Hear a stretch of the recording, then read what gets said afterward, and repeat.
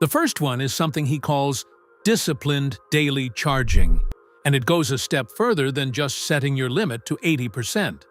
The owners with the best battery health at high mileage are not just charging to 80%. They are also not letting the battery drop below 15 to 20% in daily driving. The battery in your Tesla degrades fastest at both extremes, very high and very low. Think of it like a rubber band. Stretching it occasionally is fine. Stretching it to its absolute limit every single day wears it out faster than anything else. The sweet spot he sees in long-term battery data is owners who keep their battery between 20% and 80% for the vast majority of their miles. Not occasionally. Consistently, for years. That compounds over time in a way that shows up clearly when he runs a battery health check at 200,000 miles. Number 2 is using scheduled charging and actually understanding what it does. Most Tesla owners know scheduled charging exists, but very few use it correctly. Here is what it actually does. When you plug in at home and set a departure time, the car does not just charge and sit at 80% for 6 hours. It calculates when to start charging so the battery reaches your set limit as close to your departure time as possible. That matters because a battery that sits at 80% for 6 hours overnight experiences more stress than a battery that reaches 80% right before you leave. The technician told me owners who use scheduled charging properly and set their departure time accurately consistently show better battery health than owners who just plug in and let the car do whatever it wants. It takes about 30 seconds to set up in the Tesla app, and most owners never bother. Third, precondition the battery before every cold weather drive, not just before supercharging. We talked in the last video about preconditioning before you arrive at a supercharger. The technician told me that owners with the best cold weather battery health precondition before regular drives too. When you tell the Tesla app to start climate 15 minutes before you leave the house, the car is not just warming the cabin. It is also bringing the battery up to its optimal operating temperature. A cold battery under hard acceleration, even just merging onto a highway, experiences more stress than a properly warmed battery doing the exact same thing. It takes one tap in the app, and it runs while the car is still plugged in, so it does not even cost you range. Owners who do this every winter morning without thinking about it have noticeably better battery health at 150,000 miles than those who just get in and drive. Number 4 is keeping the car in a garage or covered parking whenever possible. And this one has a bigger impact than most people realize. Heat is the single biggest enemy of lithium-ion battery chemistry. Not cold, which is temporary and manageable, but sustained ambient heat. A Tesla sitting in direct sun in a hot climate at 85% charge is experiencing 2 of the worst conditions for battery longevity at the same time. The technician told me that when he looks at cars with above-average degradation and there is no obvious charging or usage explanation, geography and parking habits almost always fill in the gap. Owners in hot climates who park in garages consistently outperform owners in the same cities who park outside every day. If you do not have a garage, he recommends using the Tesla app to set a maximum charge limit slightly lower in summer months, around 75% instead of 80%, to compensate for the ambient heat the battery is absorbing while parked.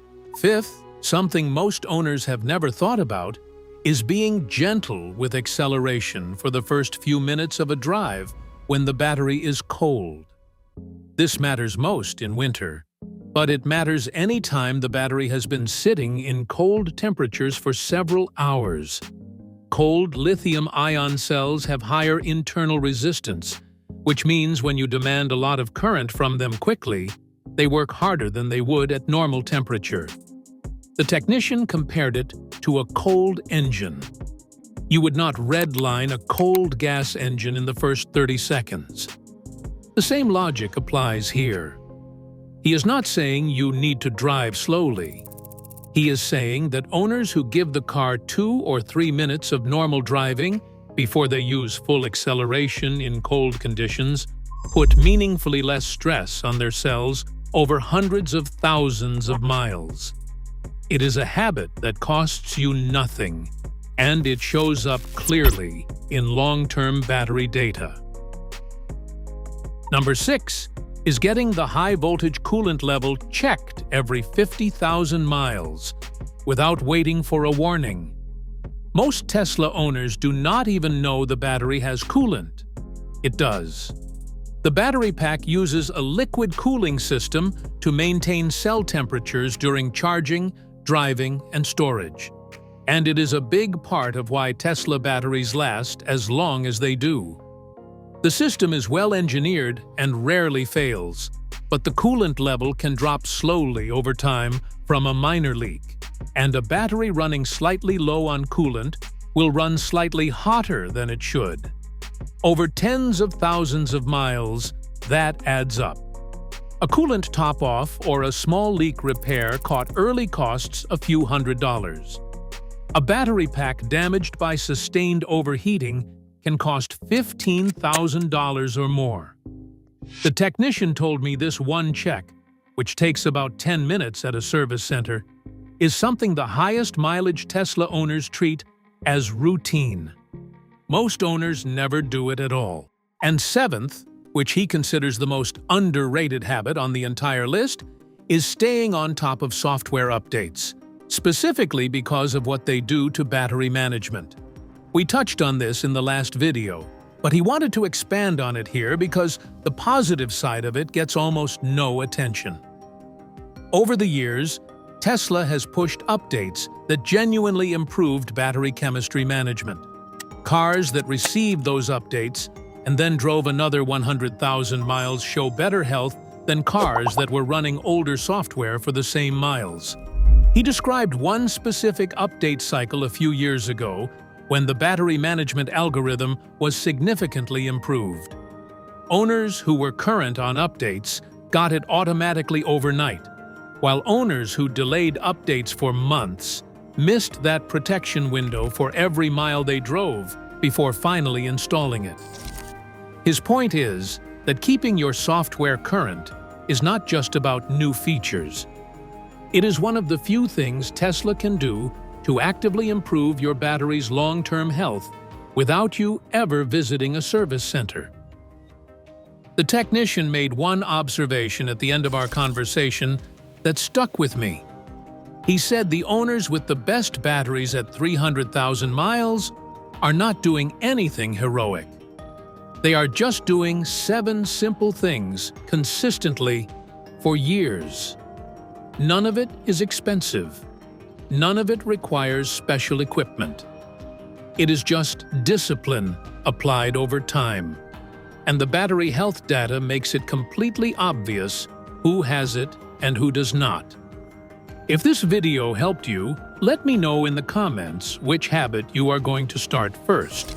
And if you want to keep getting practical advice from people who actually work on these cars every day, hit subscribe. I will see you in the next one.